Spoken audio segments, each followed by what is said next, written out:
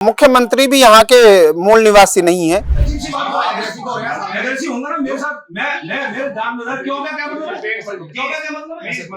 लेकिन उत्तराखंड के पहाड़ को गाली दे दी, मुख्यमंत्री जी को बुरा नहीं लग रहा है, तो आपको इस भूमि से प्रेम ही नहीं होगा। और जब आपको इसकी भूमि से कोई प्रेम नहीं है तो इस भूमि को कोई गाली दे, कोई साले कहे, कोई कुछ कहे, तो ये तो सहना ही पड़ेगा उत्तराखंडियों को। मैं राम का वंशज, मेरे पूर्वज लक्ष्मण की वंशावली में आते हैं। आज दो अभी दो, उत्तराखंड राज दो, जय बद्री जय केदार, उत्तराखंड दे सरकार, कोदा झंगोरा खाएंगे, उत्तराखंड बनाएंगे।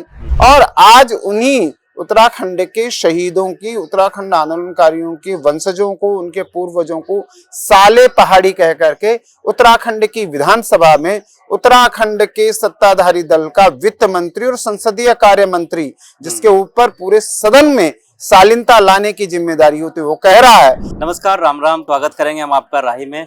और मेरे साथ होंगे आज स्वामी दिनेशानंद भारती जी।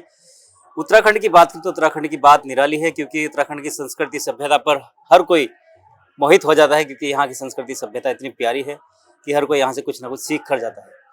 लेकिन अभी आप देख रहे होंगे उत्तराखंड में एक बवाल चल रहा है। एक विधायक जो ऋषिकेश के विधायक हैं, अभी सत्र के दौरान एक टिप्पणी की गई, पहाड़ियों पर क्या उन्होंने बात कही, जिससे पूरा विवाद हो चुका है पूरे उत्तराखंड में।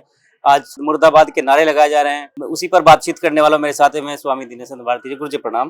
प्रणाम। गुरु जी, अभी जो माहौल चल रहा है इस पर आप क्या कहेंगे? क्योंकि अभी देख रहे हैं कि हर तरफ पूरा हाहाकार मचा है उत्तराखंड में, और जहाँ भी देखे वहीं पूरा धरने प्रदर्शन किए जा रहे हैं। विपक्ष को भी इससे फायदा मिल रहा है, क्या कहेंगे आप? बात पक्ष और विपक्ष की नहीं है, बात है उत्तराखंड की अस्मिता की, बात है उन बलिदानियों की। और मेरे से कई लोगों ने लगातार सोशल मीडिया पर इस तरह की बातें करी, और उन्होंने पूछा कि, उन्होंने कहा कि उत्तराखंड सबका है, सबने मिल करके उत्तराखंड बनाया है।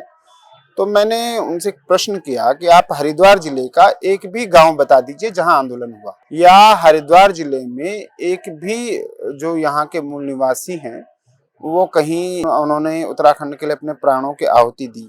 सत्यता तो यह है कि जब 9 नवंबर 2000 को उत्तराखंड बन गया था तो उत्तराखंड में सड़कों पर तलवारें निकालकर हरिद्वार बचाओ आंदोलन चल रहा था। और वे लोग कह रहे हैं कि हमने उत्तराखंड बनाया है। मैं उस विधायक की, जिस विधायक ने कहा कि सभी लोगों ने बनाया है, मैं उस विधायक से भी कहना चाहूंगा कि वो एक गांव बता दे, ग्राम बता दे अपनी विधानसभा में, जहां उत्तराखंड के आंदोलन को लेकर के लोगों ने प्रदर्शन किया हो।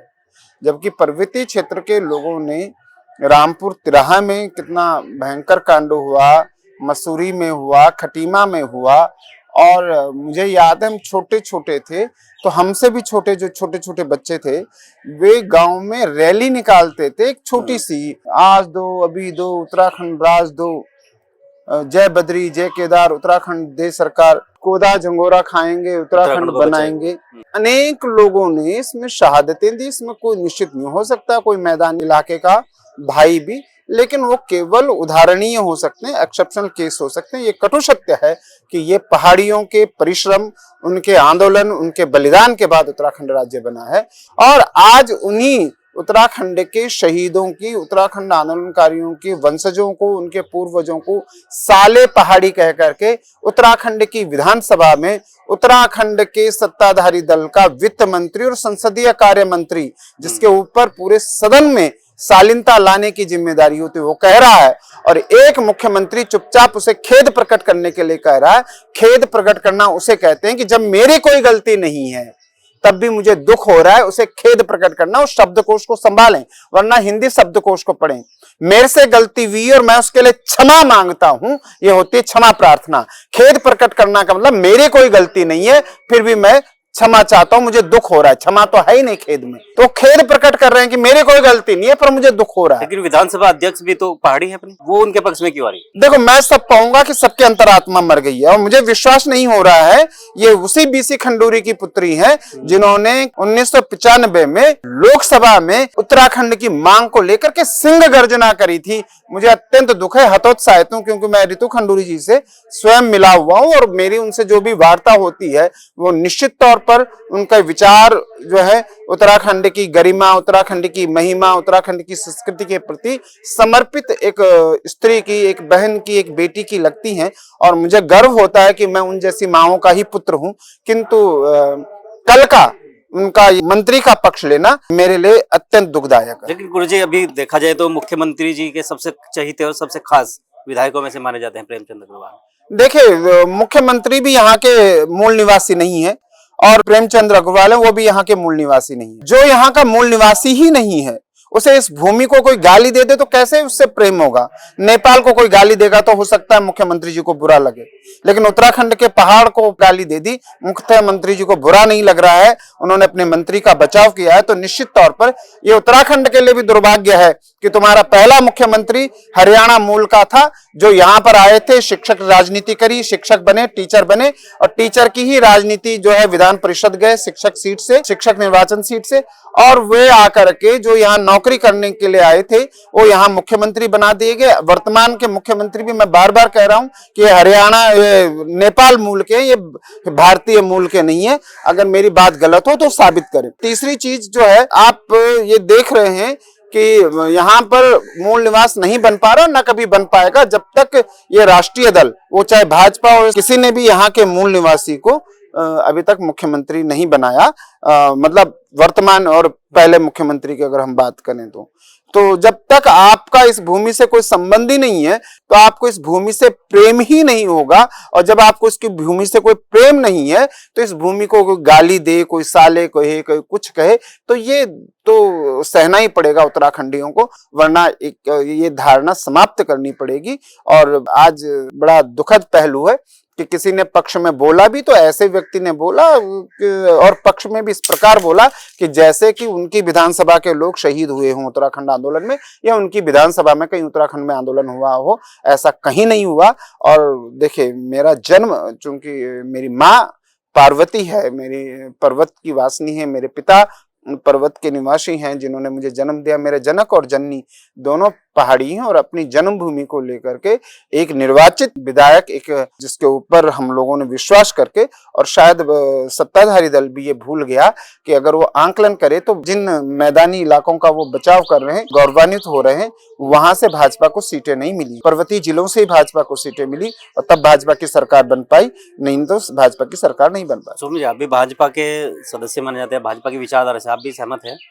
भाजपा के लोग हैं और भाजपा के कुछ इस तरह के जो विधायक हैं वो इस तरह की टिप्पणी हमेशा करते हैं। आप इनके पक्ष में आएंगे या विपक्ष में जाएंगे? देखिए, मेरे लिए, मैं राम का वंशज, मेरे पूर्वज लक्ष्मण की वंशावली में आते हैं और मैं इस बात को मानता हूं जो राम ने कहा था कि स्वर्णमयी लंका न मे लक्ष्मण रोचते, जननी जन्मभूमश्च स्वर्गादपि गरीयसी, कि सोने की लंका भी मुझे नहीं रूचती है। माँ और मातृभूमि का सम्मान सबसे पहले है, बाकी चीजें उसके बाद में।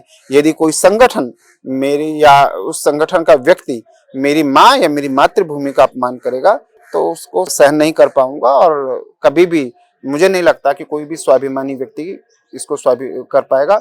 पर्वतीय समाज के लोग बहुत ही स्वाभिमानी व्यक्ति हैं। आपने हर जगह एंक्रोचमेंट देखा, हर जगह आपने देखा अवैध निर्माण देखा जी। क्या आपने एक भी पर्वतीय मूल के व्यक्ति को कहीं अवैध निर्माण या अवैध एंक्रोचमेंट करते हुए देखा है? तो समाचार दिखाओ, है कहीं समाचार? क्यों? क्योंकि पर्वतीय समाज का व्यक्ति न तो किसी की धरती लेता है, न अपनी धरती किसी को देता है, न कहीं अनाधिकार चेष्टा करता है, न अधिकार चेष्टा अपने ऊपर होने देता है। आज उस स्वाभिमानी समाज को एक तरह से निशाने पर लिया जा रहा है। और प्रेमचंद अग्रवाल केवल एक बानगी है। मैंने तो पहाड़ियों के प्रति ये घृणा यहाँ पर सभी दलों के नेताओं पर के पास देखी है। उत्तराखंड की हम बात करें तो आज गर्मा गर्माई का माहौल इसलिए है क्योंकि दो विधायक भाजपा पार्टी के हैं और दो विधायकों की बात आप लगातार सुन रहे हो कि एक तो कट्टे तमंचे दिखाता है, लगातार डायरेक्ट सबके सामने रहता है, आप समझ गए हो किसकी बात कर रहा हूं मैं। दूसरा विधायक जो किसी को कुर्ता फाड़ के बोलता है, किसी को गाली देता है। क्या ऐसे विधायक भाजपा में होने चाहिए? देखिए, भाजपा में वो क्या, मैं कहता हूँ कि शालीनता मनुष्य का एक, हमारे यहाँ हम मर्यादा पुरुषोत्तम की वंशावली से आते हैं, जहाँ हमें मर्यादा ही सिखाई गई। मर्यादा में कोई भी चीज रहे तो बहुत सुंदर होती है। मर्यादा में ही आक्रोश भी व्यक्त करना चाहिए, मर्यादा में ही युद्ध भी होने चाहिए, मर्यादा में ही सारे काम होने चाहिए। और यदि कोई मर्यादाहीन होता है तो निश्चित ही गलत है। क्या उसको जय श्री राम के नारे लगाने चाहिए जो मर्यादाहीन है? देखिए, मर्यादाहीन व्यक्ति जय श्री राम के नारे लग, जय श्री राम तो सबको लगाने चाहिए, लेकिन उस किस परिप्रेक्ष्य में लगाए जा रहे हैं। नहीं, केवल वोट मांगने के लिए तो हम हिंदू हैं, हम हिंदू हैं, लेकिन उसके बाद अब देखें तो अब वो उन्हीं लोगों को गली गली दौड़ा रहे हैं जो उनको वोट देते हैं, वोटर्स उनके बन जाते हैं वो। ऐसे बहुत जगह हैं, आप एक चीज समझिए, ऐसे बहुत चीजें सत्ताधारी दल ने, मैंने मेरी संघ के उच्च अधिकारियों से भी वार्ता हुई जी। और मैंने ये कहा था कि ऋषिकेश में शंभू पासवान की जीत पूरे पर्वतीय क्षेत्र में भाजपा की हार का कारण न बन जाए।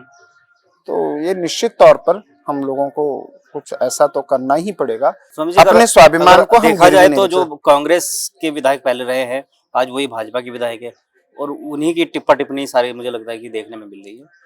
ऐसा देखिए, क्या है कि भाजपा पहले विचारों की पार्टी, पार्टी विद डिफरेंस से कहते थे कि ये एक विचार की पार्टी हो, लेकिन आज हम ये देख रहे हैं कि सिर्फ जीतने के लिए किसी को भी टिकट दिया जा सकता है और वो बड़ा ही दुखद पहलू है। भाजपा के इस पहलू पर हमें खेद है, मुझे आज बड़ा दुख हो रहा है।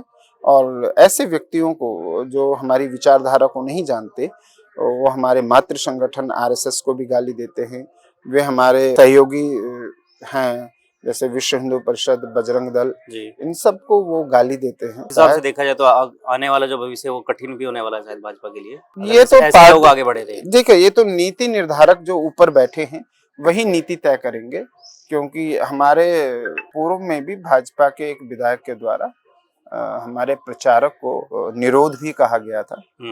तो ये सबको पता है कि अब विचारधारा से अगर कोई हटेगा तो विचारधारा की ही पार्टी भारतीय जनता पार्टी है।